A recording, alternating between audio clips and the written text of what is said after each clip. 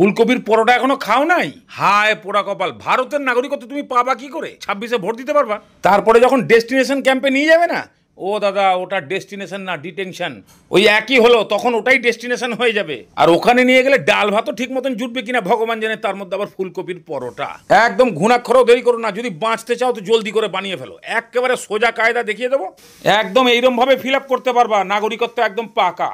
এবার আমার থেকে তুমি ভালো বলতে পারবা তোমার ঘরে কার খোরাক কত, তো সেই অনুযায়ী আটা নিয়ে নাও। এর মধ্যে এখন আন্দাজ করে নুন, অল্প করে জোয়ান রগড়িয়ে আর 2 চামচ মতন দই দিয়ে এটাকে আগে ভালো করে মেখে নাও। যখনই এরকম একটু ঝরঝরে টাইপের হয়ে যাবে, তখন অল্প অল্প জল দিয়ে ভালো করে মেখে এটাকে একটু নরম টাইপের দলা তৈরি করে রেখে দাও। তারপরে ঢাকনা দিয়ে সাইড। এর মধ্যে আরো অনেক কিছু দেওয়া যেত, কিন্তু দিলেই তুমি ঘাবড়ে যাবা। একদম সোজা দেখাচ্ছি, মারাত্মক টেস্ট। এবার ফুলগুলোকে একটু ভালো করে ধুয়ে ফেলো, তাহলেই একদম ভেতরে যত ছাওয়াল বাওয়াল নিয়ে বর্ডার পেরিয়ে এসে ঘাপটি মেরে পড়েছিল সব একদম সুসুর করে বেরিয়ে যাবে। আচ্ছা তাহলে এবার দেখো তো এরকম ঘষা মেশিন ঘরে আছে? তাহলে ওই বড় ফুকুটা দিয়ে ফুল বোটা মোটা একদম ভালো করে ঘষে দাও। তবে খেয়াল রেখো যেন গুজিয়ার মতন সাইজ না থাকে, তাহলে আবার পরোটা পাঞ্চার। একদম মিহিদানার সাইজের হবে, ঠিক এইরকম। বাস এবারে বসাও কড়াই। আর দাদু যতটুকু তেল নাভিতে লাগায় ততটুকু তেল গরম করে নিয়ে 1/2 চামচ জিরে, 1 চামচ আদা কাঁচা লঙ্কা থেতো আর 1/2 চামচ হিং। বাস এগুলোকে খালি একটু তেলের মধ্যে একটু নাড়িয়ে চাড়িয়ে নিয়েই দিয়ে দেয় সেই ফুলকপির মিহিদানা। অনেকে এটাকে কাঁচাই করে, তবে ফুলকপি ভাজার টেস্ট জানো তো, পরোটা একদম মারাত্মক টেস্ট হবে। এবার এর মধ্যে আন্দাজ করে নুন, তবে নুন ঝাল যাই দেবেন এখন একটু কড়া ভাব থাকবে। 1/2 চামচ হলুদ, 1 চামচ জিরে গুঁড়ো আর 1/2 চামচ গরম মশলা। বাস এবার এটাকে ভাজো, তবে ভেজে লাল করতে হবে না, খালি একটু নরম হয়ে গেলেই ওর টেস্ট এসে যাবে। বাস খালি একটু এরকম ঝরঝরে টাইপের হয়ে গেলেই বাস এবারে নামিয়ে ঠান্ডা করো। এবারে লেচি কেটে পুর ভরতে হবে, তো ওর একটা সোজা কায়দা দেখাই দিই।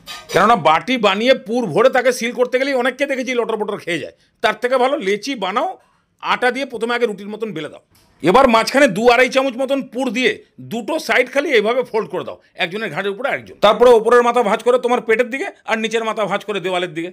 ভগবান জানে বুঝতে পারলো কিনা। এবারে একটু সাবধানে বেলতে হবে যাতে পাঞ্চার না হয়ে যায়, তবে পাঞ্চার হয়ে গেলেও সেরকম কোনো অসুবিধা নেই। দরকার পড়লে অল্প অল্প আটা দিয়ে পাতলা করে বেলে একদম 6x7 চাদর তৈরি করে দিয়ে দাও, একদম গরম চাটু। বাস এবারে পরোটা যেরকম ভাজে, তবে মিডিয়াম লো হিটে ভাজতে হবে, তাহলে ভালো মতন শাঁকাটা হবে। নিচের পিঠ শাঁকা হয়ে গেলে উল্টে দিয়ে ভালো করে তেল লাগাও, তারপরে আবার উল্টে দিয়ে একটু তেল লাগিয়ে দিয়ে আবার উল্টাও। এইভাবে উল্টে পাল্টে ভাজলেই দুদিকে একদম সুন্দর টাইপের পরোটার কালার এসে গেলেই তো রেডি। তোলো। আর যদি লিক হয়ে গিয়ে একটা আধটা নাও ফলে তাতে কোনো অসুবিধা নেই, টেস্ট একদম মারাত্মক। দাঁড়াও এবার তোমাকে একটু পরোটার ভেতরকার জমিটা দেখাই। দেখতে পাচ্ছ একদম এ মাথা থেকে ও মাথা পর্যন্ত ফুলকপির কিরম চাষ হয়ে আছে। এবার তুমি যেখান থেকে খুশি ছেড়ো আর পরোটা বানিয়ে খাও। আর এর যা টেস্ট, তুমি এমনি এমনি 3-4 কাটা খেয়ে ফেলবা। তারপরেও যদি একটু অ্যান্টিসেপ্টিকের দরকার হয়, অল্প করে দই, চিনি আর নুন ভালো করে গুলিয়ে নিয়ে এবার চুবিয়ে চুবিয়ে খাও। তবে ফুলকপির আয়ু থাকতে থাকতেই একবার বানিয়ে খেয়ে নাও, একদম সুপার লাগবে।